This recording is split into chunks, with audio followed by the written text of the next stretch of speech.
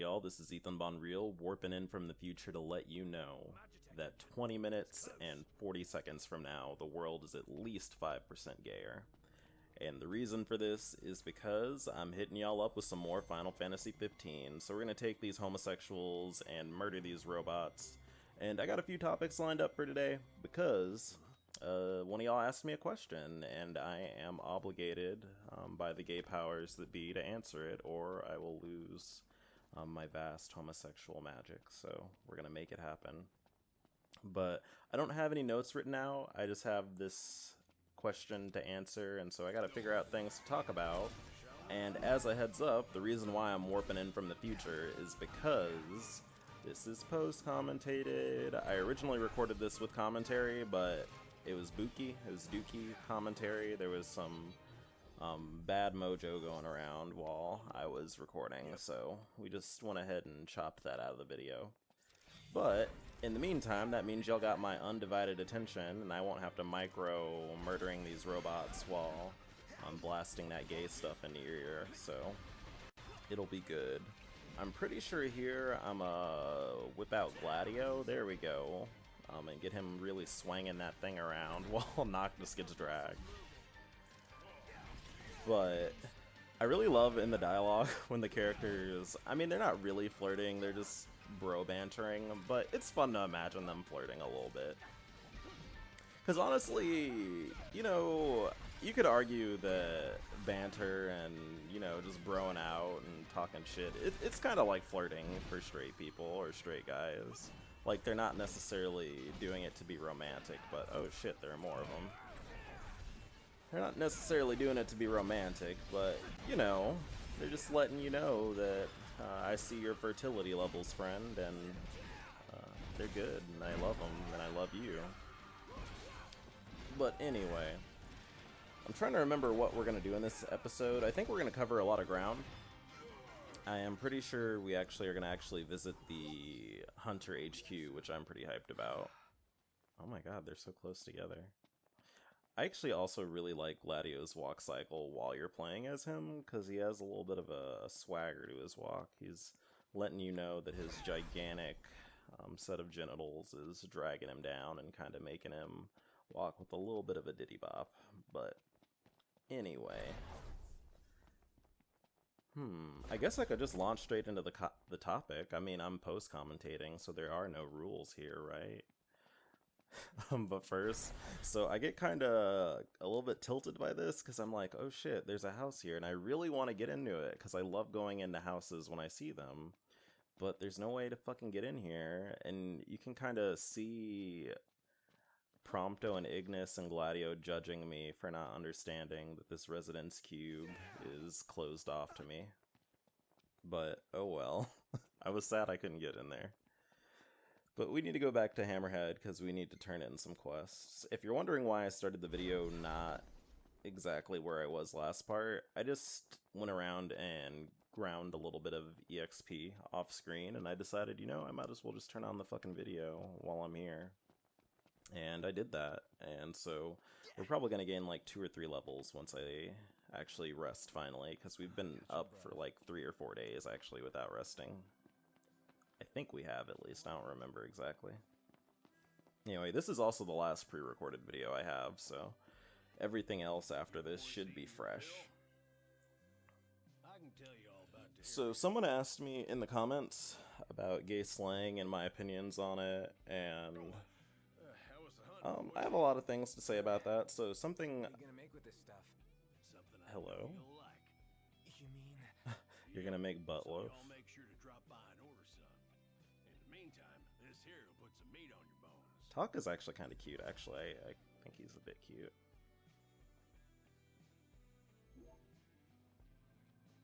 I think if we had more interaction with him outside of just like getting food and shit, I would like him more. It's part of why I like Dave, is because you kind of do things for him and you see more of his personality. Order away. Oh shit, he made dick meat sandwich. I don't know what that's supposed to be, actually. It looks like a hot dog and a sandwich put together. A hot sandwich. I've literally never heard of those, but that's okay. Got it. Anyway, I guess we're obligated to eat one now. And this will probably make Ignis learn a recipe or something.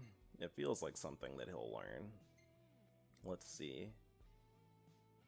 Oh yeah, he got that inspiration. But like I was saying, someone asked me about gay slang, and something I used to do actually, I was a member of a gay men's group at my university, and I also was the facilitator for it for a while. And something I used to have was like a word of the gay, or like a word of the day that was gay, so that people could just get a little bit familiar with gay slang, because something I've talked about before is, you know, most of us don't really grow up with other gay people, so we kind of learn gay stuff by ourselves, piece by piece, either through our connections with other people, or sometimes, honestly, it just kind of naturally comes about. Honestly, I think there's some great gay force out in the universe that kind of makes us converge onto this language, and I actually talked to one of my friends about that. I remember listening to like gay people talk on this podcast that I listened to, and they were from NYC, and they were just saying this really gay stuff, and I was like, wow, the homosexuals that I know say that, and we're like teenagers who don't really use the internet that much. And it's so weird that like we just all naturally have converged on just sounding really fucking gay without ever having met each other. It's really funny. But I think gay slang tends to be kind of stigmatized, honestly, and if you're wondering what I'm doing on screen here, I'm trying to decide how to use my AP, because I've been gathering a lot, and usually I use my AP off screen, but I figured I'd go ahead and show it off here. But anyway, it's pretty stigmatized. You know, sometimes if you say something gay in front of another gay person, they kind of peg you as like being dirty in some ways. And I mean, I've talked about this a little bit before, where if you're too associated with gay stuff, it can actually make other gay people kind of wary of you.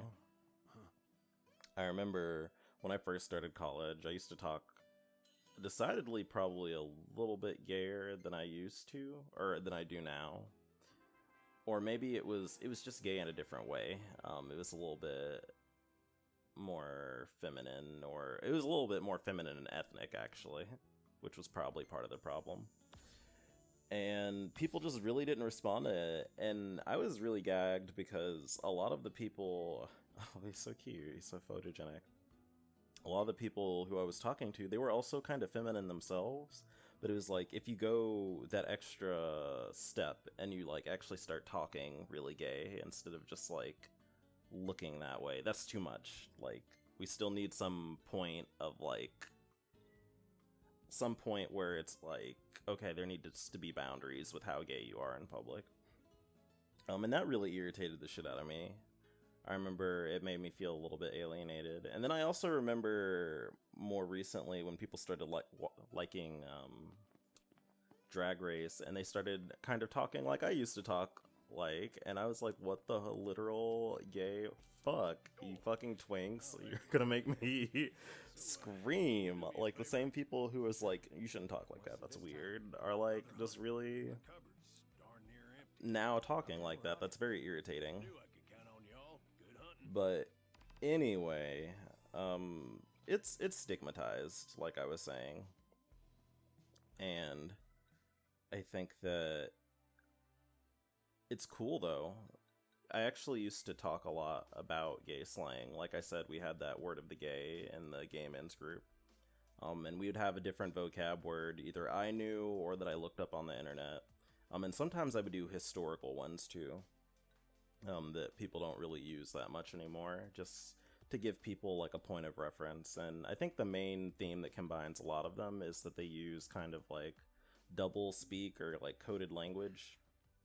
So when you're So how's it going, boys? what are we doing in the game? Shit, I kinda zoned out. I think we're gonna talk to him, or are we gonna eat something? I don't know. I think, didn't we just eat? Oh, you know what? We went to sleep. That's the problem. We went to sleep, so we need to eat again. Coming right up. But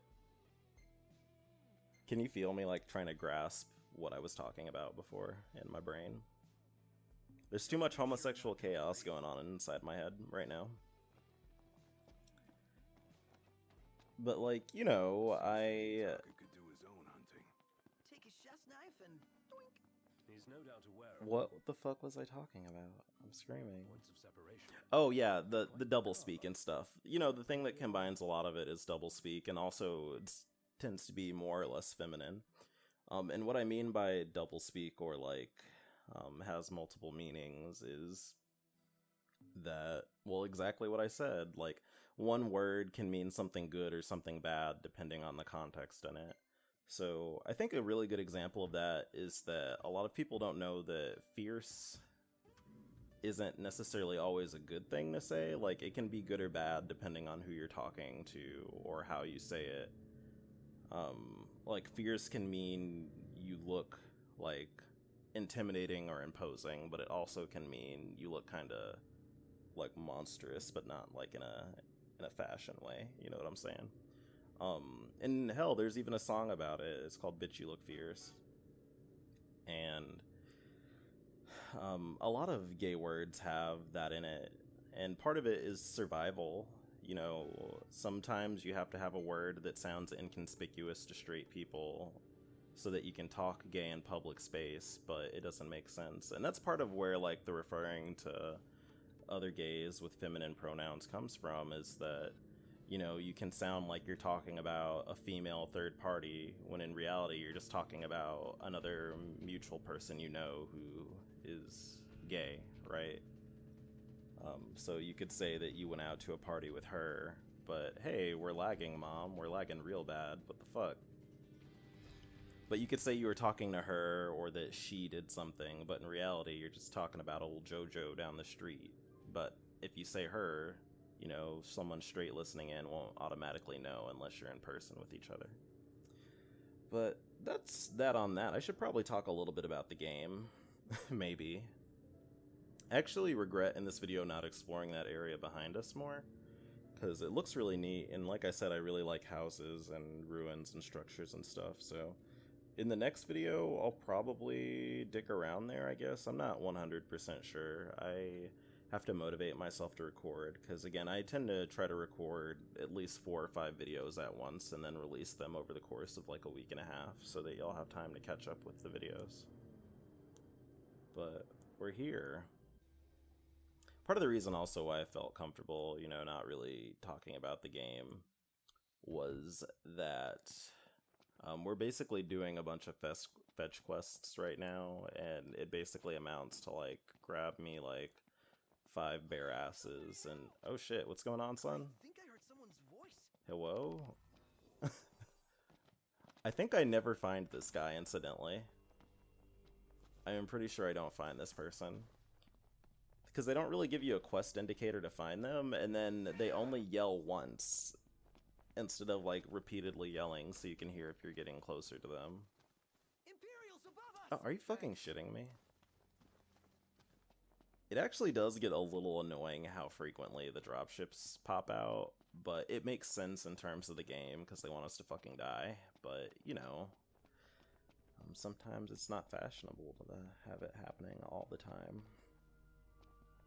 I think, you know, going off the gay slang thing too, and this is kind of like related to the stuff I was talking about at the start of the video where I was saying that guys bantering or, you know, just broing around is actually arguably a kind of flirting, but not like a romantic or sexual kind. Color's amazing. I think sometimes when gays, you know, use gay slang or just talk really gay with each other, it can be, it's not, again, it's like a kind of flirting. It's like being sweet with each other in a way that like is unique to our own relationship with ourselves. And that's why it's really cool. And like I've said before, when you hang out with other gay people and you're not afraid of each other and you're not competing with each other, it tends to make you a little gayer. That's it. Oh shit. What's up, Iggy? I've come up with a new recipe. That's good. Can't wait Congrats. to try it. And that's something I really value. It's nice having friends that you can just really be really gay with, honestly. It's very empowering, honestly. It can be scary, though, because it's kind of one of those points of no return, honestly, where it's like, it kind of, when you have that social reinforcement that I am gay and I belong with gay people and I share culture with them and we have certain ways of talking to each other, it's like, it's really hard to like mentally go back into the closet or see yourself as like different from them. And that's, you know, if that doesn't make too much sense, I want to say like a good example of what I'm talking about is like, one of the common things people say is that, you know, I'm not like other gay people, or I can't relate to people in the scene. And part of the reason for that is not just like the differences in the way they act, but I think it's like a mental block on not wanting to like get close in that way, because it would mean that you are a part of a group with a group of people that you don't necessarily feel comfortable with, if that makes sense.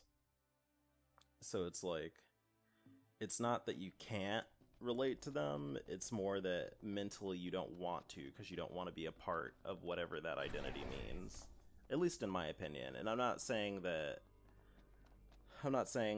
you necessarily need to want to be like a part of that community, but it's like, I know that even when I am different from other gay people, that we are part of a community. And that we're bonded by something other than just the way we act and talk. Like, that's part of it, but that's not the full extent there. I think a lot of other people can't necessarily see that, and that a lot of us really have a lot of trouble bonding with other gay people who aren't exactly like us.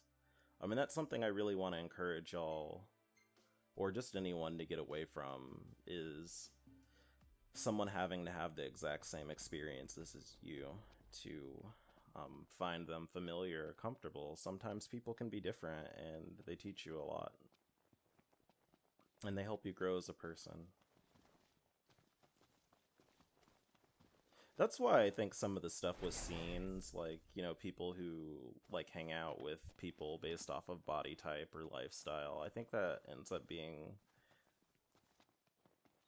like, it can be helpful because it can help you. Shit, we are lagging so bad. I'm dropping a lot of frames in this episode. That's part of the reason why I stopped recording this batch, because I want to see what the fuck is the deal with me dropping all these frames.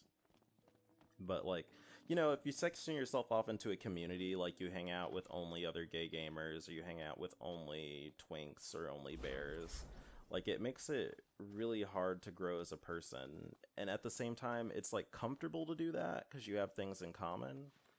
But it also can really, honestly, make you a little, I don't want to say boring, but you know, you just end up missing out on a lot of stuff. But I also understand why people don't necessarily want to be around people who are really different from them, because it can be really awkward, for one. And then two, it can also be really, I don't know how to explain it. It can be really, it can make you just feel alienated, like you don't belong with other people if you don't have anything in common. But I think it's something we can overcome, honestly, like, and that might just speak to my experiences, because I tend to be very different from a lot of the people I'm around, but I really want to find something in common with a lot of them. Anyway, I'm done with that combo. My mouth hurts a little bit. So you're gonna watch us murder these giraffes. In retrospect, this feels a little unethical. Because these things were really just minding their own business before I started killing them. And this one's already a little bit singed from being electrocuted and lit on fire repeatedly. Ignis actually really has a really amazing playstyle. I really enjoy it. Although I think I more relate to Gladio's playstyle, because I prefer blocking and overcoming attacks rather than just like avoiding them completely usually. Like, I try to be flexible and mix both playstyles together, but I really like the idea of standing my ground. And honestly, that's related again to my sexuality. I guess we have like a minute to talk about this, so I don't know if I've talked about this in a video, but there's like a basic division you can make with people where Some people want to just never experience bad things, and they just want their life to go smoothly, and some people want to believe in their ability to, like, overcome bad things as they come towards them. And I want to be in that latter category. I want to be someone who feels at peace, not because bad things don't happen to me, but that I believe in my ability to overcome them. And I guess I'll talk about that in the next video. That can be our video topic, what I'm talking about. And that makes my job a little easier, because I was having trouble thinking of what I wanted to talk about in the next episode. But as always, if you have any questions for me, feel free to drop them. If you thought I was full of shit during this discussion, go ahead and let me know, Mom. If I was incoherent, also let me know. But anyway, bye, thanks, I'm gay.